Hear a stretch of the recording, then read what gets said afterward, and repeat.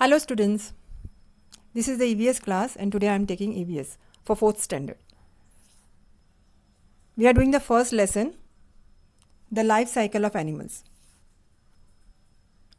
If you are new to the channel, please subscribe the channel and please share this video with your friends.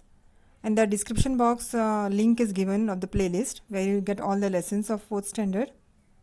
So without wasting any time, let's get started.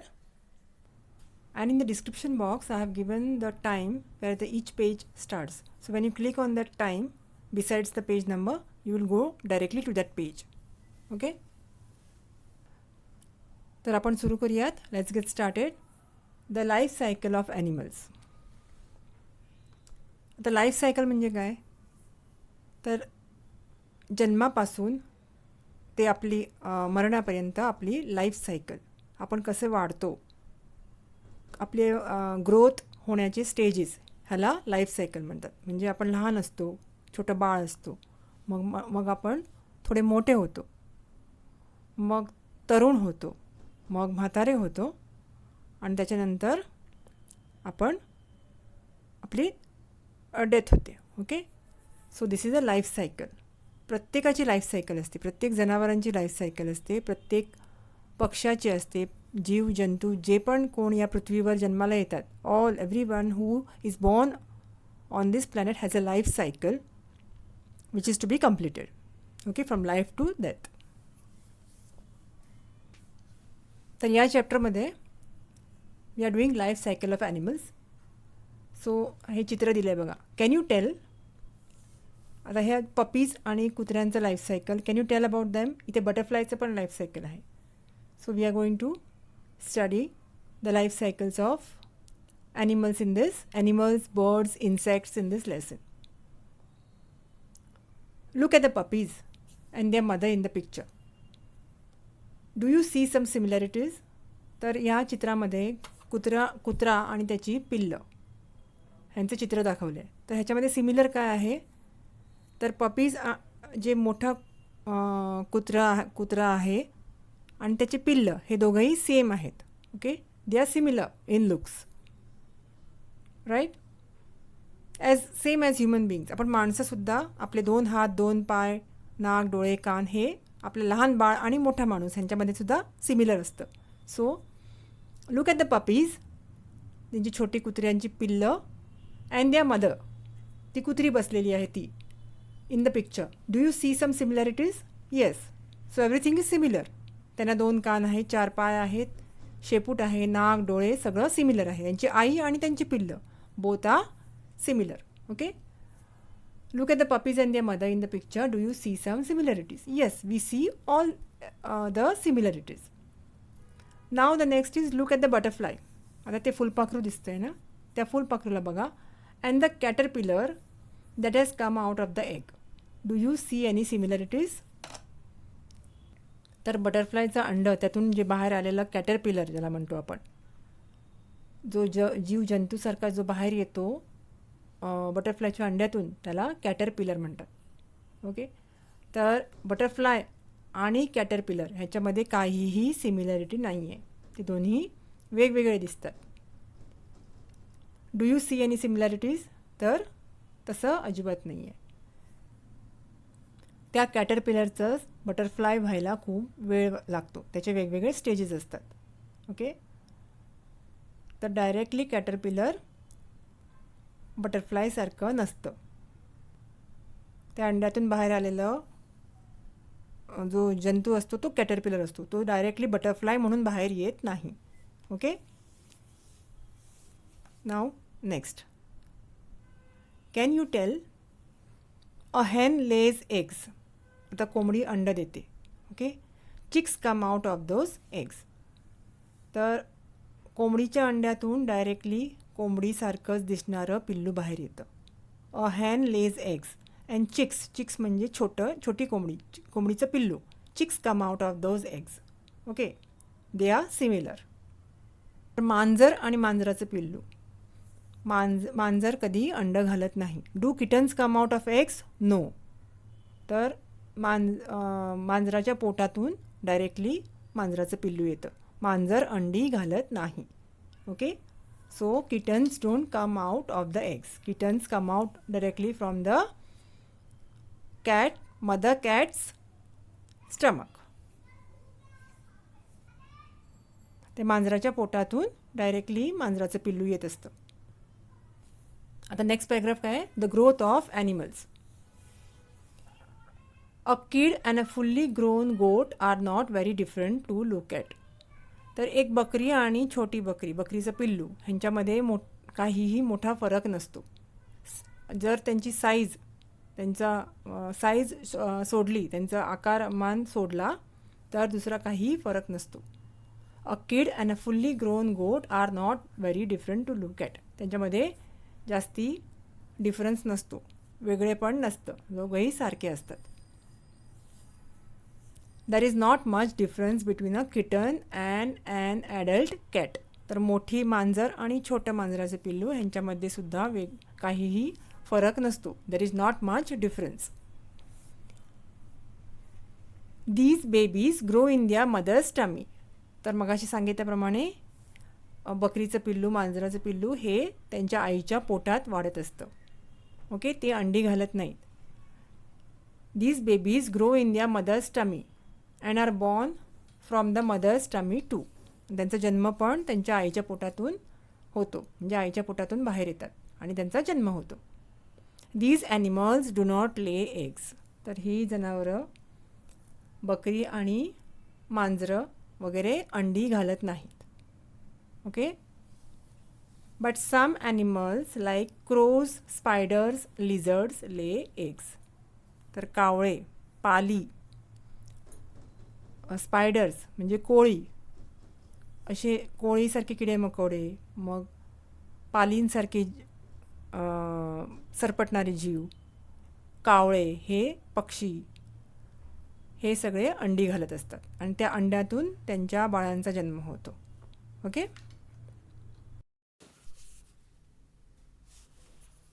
Now the next page.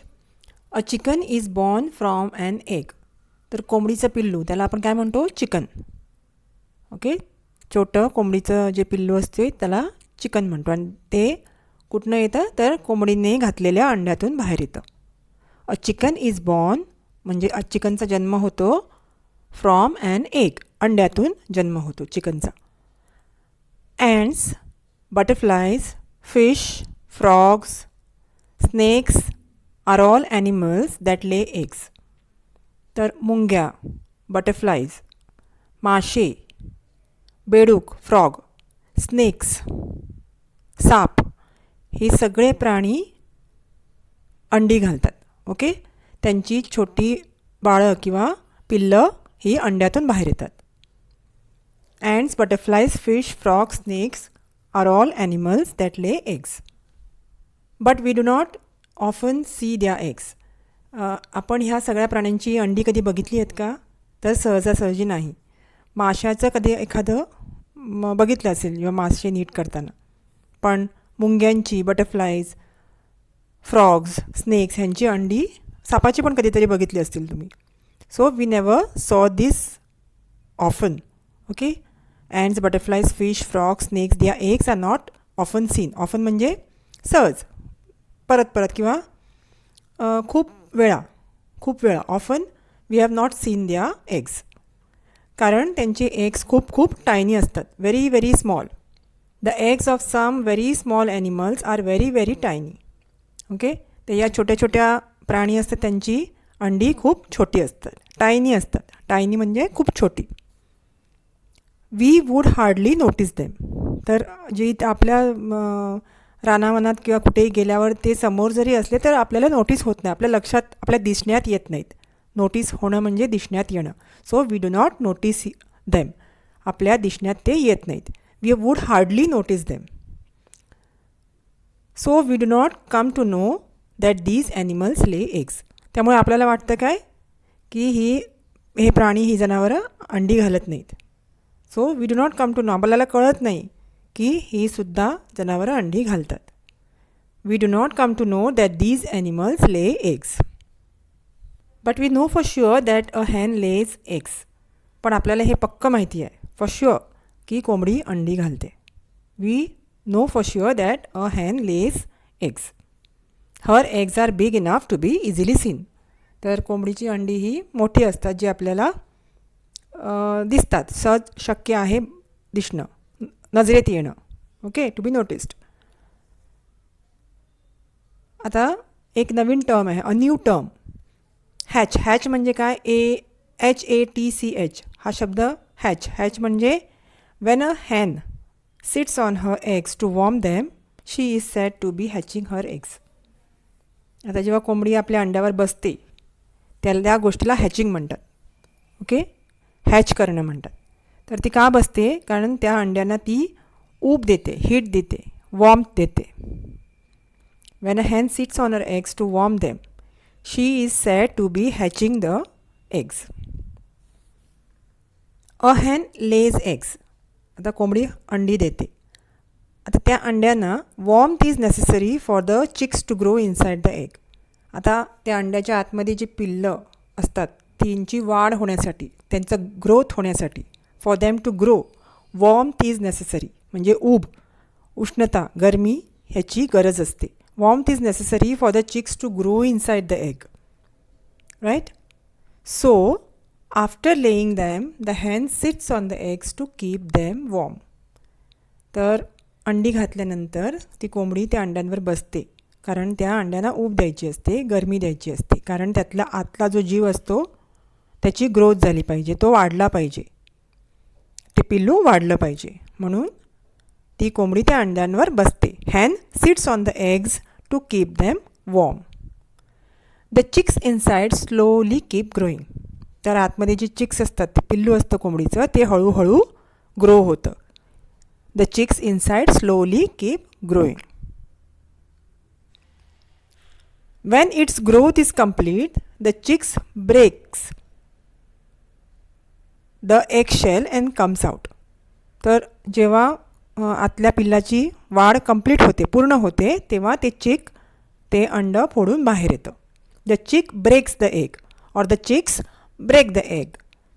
Break the egg shell, अंड्याचं बाहेरचं cover फोडतं आणि बाहेर येतं, and comes out. Okay.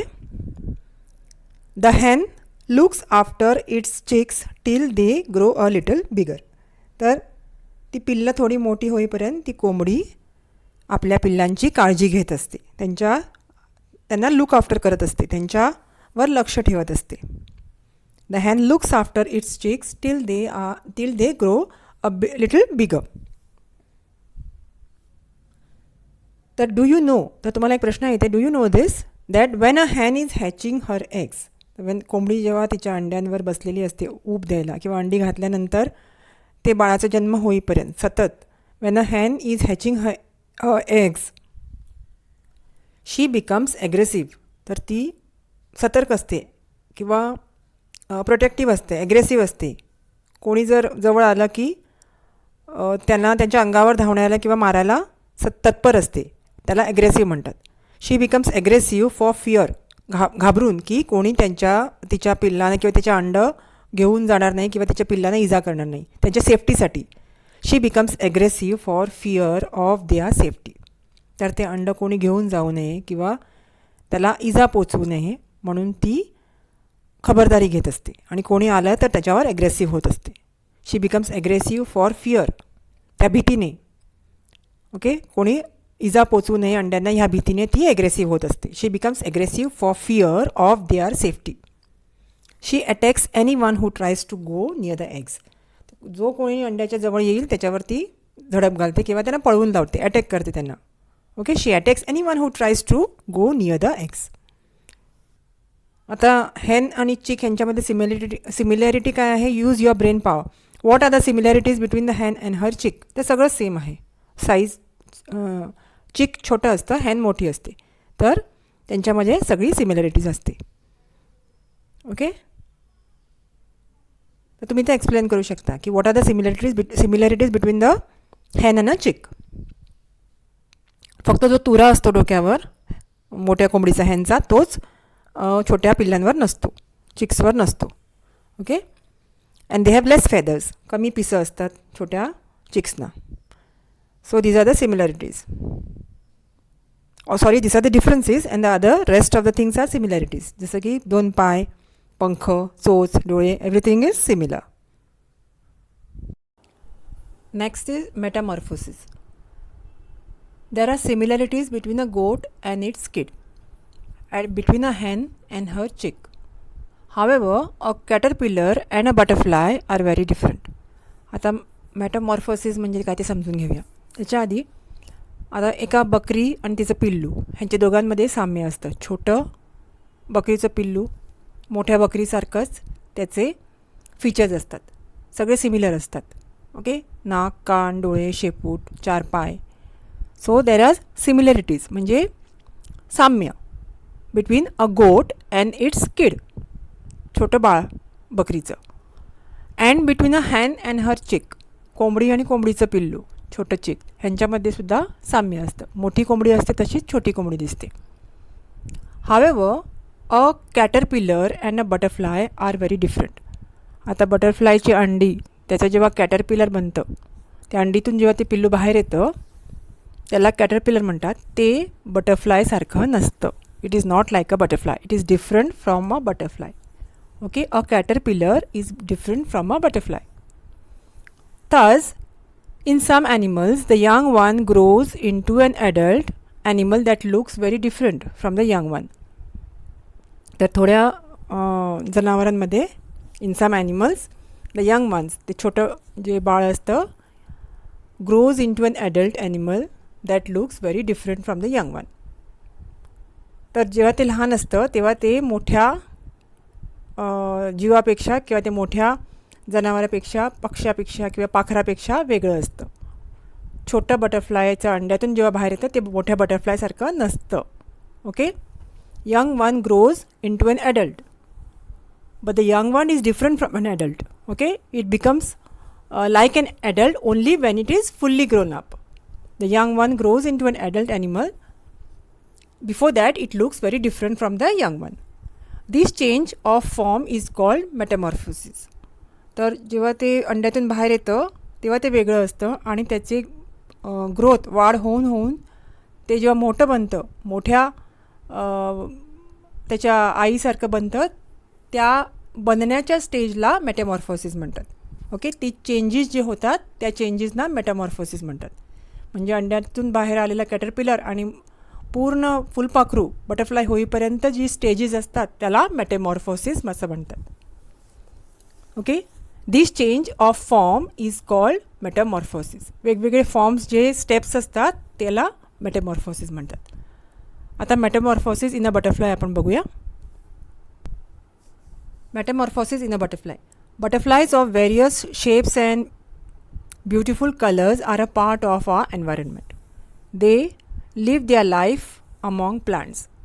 तर butterflies हे वेगवेगळ्या शेपचे आणि वेगवेगळ्या डिझाईन्स असते त्यांच्या पंखांवर. They are of different shapes, various shapes, खूप different shapes and beautiful colours, वेगवेगळे सुंदर रंग असतात त्यांच्यावर. Are a part of our environment. तर आपल्या सृष्टीचे, आपल्या एन्व्हायरमेंटचे, आपल्या आजूबाजूच्या निसर्गाचा बटरफ्लायज हे एक भाग आहेत. They are part of a environment. Environment म्हणजे आपलं सराउंडिंग, आपला निसर्ग. ओके, आपल्या आजूबाजूचा निसर्ग. They live their life among plants. तर त्यांचं लाईफ हे झाडांच्या अवतीभोवती असतं, झाडा पानांमध्ये, फुलांमध्ये, झाडांमध्ये असतं. Their life is among plants. As butterfly grow they pass through 4 stages. तर अंड्यातून बाहेर येण्यापासून ते पूर्ण बटरफ्लाय होण्यापर्यंत बटरफ्लायच्या वाढीचे 4 टप्पे असतात, 4 स्टेजेस असतात. Okay, the butterfly grows and passes through 4 stages. These 4 stages काय असतं? पहिलं म्हणजे एग. दीज आर एग, नंतर लार्वा, नंतर प्युपा आणि नंतर an adult butterfly. Okay, the adult stage is called butterfly. तर आपण आता त्यांनी आता प्लेन टायगर बटरफ्लायचं एक्झाम्पल घेतलं आहे आणि त्याचं एक्सप्लेनेशन दिलं आहे या 4ही स्टेजेसचं. The plain tiger butterfly is a very common one. Okay, तर हे टायगर बटरफ्लाय हे कॉमन स्पीशीज आहेत. बटरफ्लायजमधले जी जात आहे टायगर बटरफ्लायची ती खूप पाहायला मिळते, त्यामुळे ती कॉमन आहे. कॉमन आहे म्हणून ती खूप पाहायला मिळते म्हणून त्याला कॉमन म्हणतात. The plain tiger butterfly is a very common one. Let us take its example to see how the growth of a butterfly takes place. तर आपण आज टायगर बटरफ्लायचं एक्झाम्पल घेणार आहोत. हे सगळे स्टेजेस, त्यांच्या ग्रोथचे स्टेजेस शिकण्याकरता. Okay. The female plain tiger butterfly lays an egg on a milkweed leaf.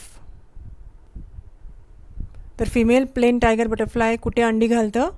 Milkweed म्हणजे रुईचं पान ज्याला म्हणतो, त्याचे ब्रॅकेटमध्ये दिले बघा Rui. lays an egg on the milkweed leaf. Okay, Rui leaf. In 6 to 8 days the larva emerges from the egg.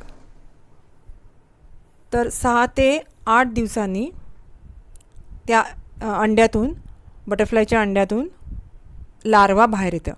Okay, larva emerges from the egg. 6 ते 8 दिवस लागतात त्या अंड्यातून लार्वा बाहेर यायला. The larva of a butterfly is called a caterpillar. तर हे जे अंड्यातून बाहेर येणारा लार्वा असतो त्याला कॅटरपिलर म्हणतात, जी फर्स्ट स्टेज असते. ओके, ह्याच्यापुढे अजून 3 स्टेजेस आहेत बटरफ्लाय होण्यापर्यंत. The larva of a butterfly is called a caterpillar. When the caterpillar comes out of the egg, it is very hungry. तर जेव्हा कॅटरपिलरची चित्रात बघा कॅटरपिलर कसं दिसते, ते जेव्हा अंड्यातून बाहेर येतं तेव्हा असं म्हणतात त्याला खूप भूक लागलेली असते. Okay, it is very hungry. आणि ते खात सुटतं. It begins to nibble and eat the very leaf on which it emerges from the egg. तर ज्या रुईच्या पानावर ते अंडं घातलेलं असतं ते पानच ते अंड्यातून बाहेर आल्यावर ते कॅटरपिलर तेच पान खात बसतं. निबल म्हणजे कुडतरून बारीक बारीक बारीक बारीक तुकडे करून, निबल छोटे छोटे तुकडे करून ते सारखं पान खात बसतं कंटिन्युअसली. आणि खूप फास्ट खातं ते. It eats very fast. Okay, it begins to nibble and eat the very leaf, म्हणजे तेच पान. Eat the very leaf on which it emerges from the egg. It eats very fast. Okay, so its growth is very rapid. तर ते पटापटा खातं, त्यामुळे त्याची वाढसुद्धा झपाट्याने होत असते लार्वाची. ओके, आता इथे नवीन टर्म आहे moult. What is the meaning of a moult? Means to shed old skin to make way for new growth. Moult म्हणजे जेव्हा कातडी एक स्किन टाकून त्याच्या खालून नवीन स्किन जेव्हा येते त्या एखाद्या प्राण्यावर, त्याला मोल्ट म्हणतात. MOULT, moult. Okay. The caterpillar of the plain tiger butterfly grows so rapidly in the first 2 or 3 days that it does not fit in its skin anymore. तर हे जे कॅटरपिलर आहे ते खातंय पान आणि खूप झपाट्याने वाढतं आणि पहिल्या 2-3 दिवसातच त्याची वाढ खूप होते. Okay, plain tiger butterfly grows so rapidly म्हणजे so fast in the first 2 or 3 days and that it does not fit in the skin anymore. तर त्याची जी स्किन असते जी तुम्हाला दिसते बघा, त्या स्किनमध्ये ती स्किन पुरत नाही त्याच्या पूर्ण बॉडी कवर करायला, त्यामुळे ती स्किन फुटते आणि फाटते. ओके, आणि त्याच्या खाली त्याला नवीन स्किन येते, त्याच्या अंगावर नवीन स्किन येऊन ते वाढत असतं आणि जुनी स्किन ती तेवढीच राहते, त्यामुळे ती कवर करू शकत नाही पूर्ण कॅटरपिलरला, त्यामुळे ती स्किन टाकली जाते. Okay, but under the old skin a new loose skin is formed on the growing caterpillar. Naveen skin त्याच्यावर येते आणि then the caterpillar sheds the old skin. तर जुनी स्किन ती फाटते आणि पडून जाते, शेड्स टाकून दिली जाते. then the caterpillar sheds म्हणजे टाकून देणं, sheds the old skin. that is it molds. तर मी मगाशी सांगितल्याप्रमाणे मोल्ड्स म्हणजे जुनी स्किन टाकून देणं, त्याच्या खाली त्यांच्या अंगावर नवीन स्किन येणं. Right. Next again it begins to gobble up the leaf and continues to grow rapidly. तर कॅटरपिलर परत खात सुटतं. ओके, ते पान परत खायला लागतं. Gobbled up the leaf, begins to gobble म्हणजे खाणं सुरू करतं. Gobble up the leaf and continues to grow rapidly, परत ते झपाट्याने वाढू लागतं. the caterpillar begins to grow very rapidly, very fast. Okay, in 2 or 3 days it molds a second time. आता परत तेच दुसऱ्यांदा आपली स्किन टाकतं आणि जुनी स्किन टाकून नवीन स्किन त्याच्यावर येते. इन 2 or 3 days म्हणजे 2-3 दिवसात परत तोच प्रकार होतो. It moulds a second time. In this way it moulds 4 times. 4 वेळा हा प्रकार होतो, जुनी स्किन जाण्याचा, नवीन स्किन खालून येण्याचा. ओके, 4 वेळा हा प्रकार घडतो. In this way it moulds 4 times. It remains in the caterpillar stage for 10 to 12 days. तर 10 ते 12 दिवस हे कॅटरपिलर या अवस्थेत राहतं. म्हणजे शेड स्किन, नवीन स्किन येऊन जुनी स्किन शेड करणं हे 4 वेळा होतं आणि अशाच फेजमध्ये ते 10 ते 12 दिवस असतं. म्हणजे हे 10 ते 12 दिवस चालू असतं. Just before the last mould the caterpillar weaves a button of a silken thread on a stalk or a leaf and hangs itself from it. तर लास्ट मोल्ड म्हणजे चौथा मोल्ड होण्याच्या आधी, just before the last mould the caterpillar weaves a button of silken thread. तर एक सिल्कचा दोरा ओवला जातो पानाभोवती किंवा पानाच्या देठाभोवती. स्टॉक म्हणजे पानाचा देठ आणि लीफ म्हणजे लीफ, पान. Caterpillar weaves a button of silken thread. Okay, रेशमी धागे ओवले जातात त्या पानाच्या भोवती किंवा पानाच्या देठाच्या भोवती. कॅटरपिलर व्ह्यूज म्हणजे ओवणं, weaves a button of silken thread, एक बटनसारखं तयार होतं. Button of silken thread on a stalk or a leaf and hangs itself from it. तिथून ते लोंबकळतं. त्या सिल्कच्या धाग्याभोवती धागा ओवलेला असतो पानाभोवती आणि देठाभोवती आणि तिथून ते कॅटरपिलर स्वतःला लटकवत असतं. Okay, hangs itself from it. When it molds this time, it forms a pupa, which is the next stage of its growth. तर जेव्हा चौथ्यांदा स्किन शेड होते, टाकून देते स्किन, नवीन स्किन येते, त्यावेळेला ते प्युपा म्हणून ट्रान्सफॉर्म होतं. When it molds this time, it forms a pupa, which is the next stage of its growth. तर त्याच्या वाढण्याचं ही दुसरी स्टेज असते. प्युपा हे दुसरा टप्पा असतो. The pupa of a butterfly is also called a chrysalis. तर प्युपाला क्रायसॅलिस सुद्धा म्हणतात. या स्टेजमध्ये जे बटरफ्लाय असतं त्या बटरफ्लायला क्रायसॅलिस असं म्हणतात. Okay, it remains inside the chrysalis for the next 11 or 12 days. तर परत पुढचे 11 ते 12 दिवस हे याच क्रायसॅलिस किंवा प्युपाच्या स्टेजमध्ये राहतं. Right. It does not eat anything during this stage. तर हे 10-12 दिवस प्युपा म्हणून जेव्हा ते जगत असतात तेव्हा ते काहीही खात नाही. It does not eat anything during this stage. However inside the chrysalis important changes take place in its body. तर काही खात नसलं तरी आतमध्ये खूप सारे चेंजेस होत असतात त्या प्युपामध्ये, त्या क्रायसॅलिसमध्ये. However inside the chrysalis important changes, महत्त्वाचे changes, important changes take place in the body. Okay, the growth of the plain tiger gets completed inside the chrysalis. तर क्रायसॅलिसमध्ये या टायगर बटरफ्लायचं ग्रोथ पूर्ण होत असते. Growth of plain tiger gets complete होत असते, पूर्ण होत असते inside the chrysalis. Then the adult butterfly emerges from the chrysalis. तर मग या 10-12 दिवसानंतर त्या क्रायसॅलिसमधून एक बटरफ्लाय बाहेर येत असतं, जन्म घेत असतं. It now has 4 attractive wings and 6 long legs. तर आता 4 सुंदर पंख असतात आणि 6 लांब पाय असतात. जे बटरफ्लाय क्रायसॅलिसमधून प्युपामधून बाहेर येतं त्या बटरफ्लायला 6 पाय आणि 4 पंख असतात, रंगीबेरंगी 4 पंख. All butterflies go through these stages of growth. तर प्रत्येक बटरफ्लाय या वाढण्याच्या स्टेजेसमधून, ग्रोथ स्टेजेसमधून जात असतं. तर नेक्स्ट आहे, do you no For each type of butterfly, the type of plants on whose leaves its female will lay egg is fixed. तर बटरफ्लायच्या जातीमध्ये वेगवेगळ्या टाईपचे बटरफ्लायज असतात. तर प्रत्येक टाईपचं बटरफ्लाय कुठल्या पानांवर किंवा कुठल्या झाडाच्या पानावर किंवा कुठल्या टाईपच्या प्लांट्स, वेगवेगळे झाडं जी असतात त्यातली कुठल्या झाडांवर अंडं आपलं ठेवणार आहे हे फिक्स असतं. एका प्रकारचं बटरफ्लाय एका विशिष्ट झाडावरच आपलं अंडं टाकत असतं. For each type of butterfly, the type of plants on whose leaves its female will lay eggs is fixed. The time the larvae take to emerge from the eggs is different for different types of butterflies. Okay, तर त्या अंड्यांवरून larva बाहेर केव्हा येणार हे प्रत्येक बटरफ्लायच्या जातीमध्ये differ करतं. प्रत्येक जातीमध्ये वेगवेगळं असतं.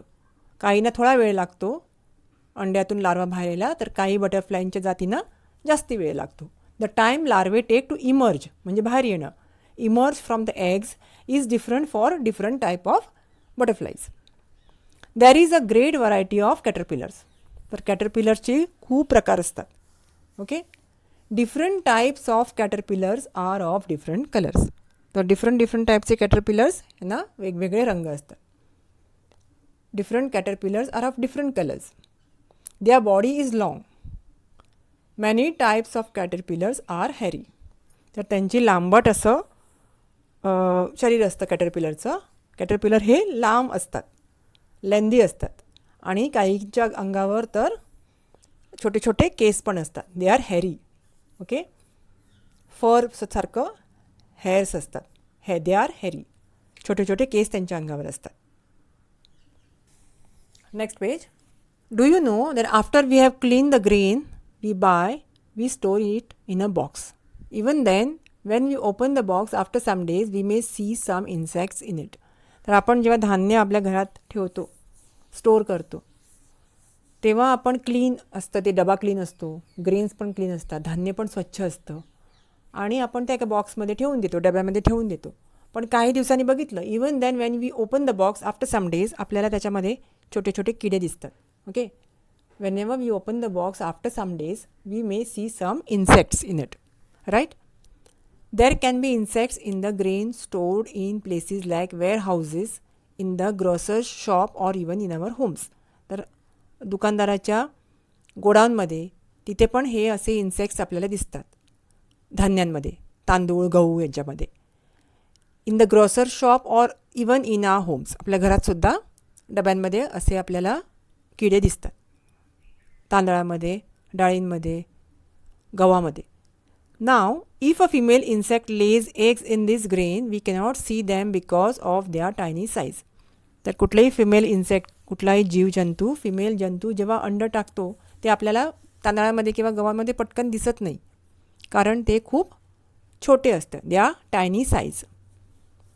The warmth and air they get in the box in which the grain is stored is enough for them to grow. तर आपला डबा बंद असतो, पॅक असतो, त्यामुळे त्याच्यामध्ये एका प्रकारची नमी, गरमी तयार होते. ऊब तयार होते. वॉर्मथ म्हणजे ऊब. आणि त्यातला जो कोंदट वारा असतो तो ते ॲटमॉस्फिअर, कारण ते वातावरण त्यांच्यासाठी पोषक असतं, त्याच्यामध्येच ते ग्रो होतात. Okay, warmth and air they get in the box in which the grain is stored is enough, म्हणजे त्यांना ते पुरेसं असतं, is enough for them to grow. So their growth continues inside the box. त्यामुळे त्यांना त्यांची वाढ छान होते त्या बॉक्समध्ये, तांदळांमध्ये, गव्हामध्ये. They also have the same stages of growth, namely egg, larva, pupa and adult. तर त्यांचे पण ग्रोथ स्टेजेस या इन्सेक्टचे पण बटरफ्लायसारखेच असतात. पहिल्यांदा अंड, एग, नंतर लार्वा, नंतर pupa and then adult. Okay. When we open the box, we see the insects in the grain at different stages of growth in which they are. तर आपण जर व्यवस्थित बघितलं तर तांदळाच्या डब्यात, गव्हाच्या डब्यामध्ये आपल्याला हे वेगवेगळे स्टेजेस आपण शोधले तर आपल्याला सापडू शकतात या इन्सेक्ट्सचे. When we open the box, we see the insects in the grain at the different stages of growth in which they are. Okay. तर या लेसनमध्ये आपण काय शिकलो आहोत? What we have learned a hen sits on her eggs to hatch them. तर कोंबडी आपल्या अंड्यांवर बसते त्यांना हॅच करण्यासाठी, त्यांना पिल्लू तयार करण्यासाठी. त्यांना ऊब देते, त्यात पिल्लू तयार होतं आणि ते फुटून मग पिल्लं बाहेर येतात हॅच होऊन. Okay. The hen sits on her eggs to hatch them. The fully grown chick breaks the egg shell and comes out. तर पूर्ण ग्रोथ झाल्यानंतर त्या पिल्लाची चिक म्हणजे कोंबडीचं पिल्लू ह्याचं पूर्ण ग्रोथ अंड्यामध्ये झाल्यानंतर ते एग शेल तोडून बाहेर येतं. Egg, caterpillar, chrysalis and adult are 4 stages of the life cycle of a butterfly. हे आपण दुसरं शिकलो. अंड, नंतर लार्वा म्हणजे कॅटरपिलर, नंतर प्युपा म्हणजे क्रायसॅलिस आणि ॲडल्ट फुलपाखरू मोठं झालेलं are 4 stages of life cycle of a butterfly. Okay. The plain tiger butterfly lays its eggs on the leaves of milkweed plant. तर मिल्कवीड ह्या प्लांटच्या पानांवर प्लेन टायगर बटरफ्लाय आपले अंडी घालत असते. The larva emerges from the egg. It is called a caterpillar. तर जे लार्वा अंड्यामधून बाहेर येतं त्याला कॅटरपिलर म्हणतात. When the growth of the caterpillar is complete, it enters the pupa stage during which it lives inside the chrysalis. तर हे butterfly जेव्हा कॅटरपिलरच्या नंतर ती प्युपा स्टेजमध्ये जाते ते ती क्रायसॅलिस म्हणून जगत असते. Okay. So the third stage is chrysalis, pupa. पहिलं एग, नंतर कॅटरपिलर, नंतर chrysalis. The adult butterfly emerges from the chrysalis. तर आता पूर्ण तयार झालेल्या 4 पंखांचं बटरफ्लाय कुठून बाहेर येतं? क्रायसॅलिसमधून बाहेर येतं. त्यांना 6 पाय असतात. It has 6 long legs and 4 attractive wings. 4 सुंदर सुंदर पंख आणि 6 पाय असतात. Okay. The next is always remember. तर नेहमी लक्षात ठेवा की butterflies are a part of our environment. ते आपल्या आजूबाजूच्या वातावरणाचा भाग आहे. आपलं एन्व्हायरमेंट जे आहे, आपलं सराउंडिंग जे आहे त्याचे बटरफ्लाय एक भाग आहेत, आपल्या निसर्गाचा भाग आहे. It is wrong to catch butterfly just for fun. तर त्यांना पकडून त्यांना त्रास देणं हे चुकीचं आहे. It is wrong.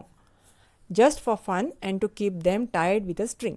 तर आपल्या आनंदासाठी जस्ट फॉर फन अँड त्यांना बांधून ठेवायचं पंखांना त्यांच्या दोरीने. This is also very bad. So never do that. It is wrong to catch butterfly just for fun and to keep them tied with a string. तर स्टुडंट्स, हा आता आपला लेसन झालेला आहे शिकून. आता जे पेजेस आहेत प्रत्येक पेज मी डिस्क्रिप्शन बॉक्सवर पेज नंबर दिला आहे आणि टाईम दिला आहे. तिथे जर तुम्ही क्लिक केलं तर तुम्ही त्या पेजवर डायरेक्टली जाऊ शकाल जर तुम्हाला हवा तो पेज बघायचा असेल तर, अख्खं जर व्हिडिओ बघायचा नसेल तर. ओके. तर हा लेसन आता नीट बघा, नीट वाचा केअरफुली. आणि तुमचे काही प्रश्न असतील, शंका असतील तर मला कमेंटमध्ये कमेंट करा. आणि I will be back with the next lesson in the next video. Till then, take care.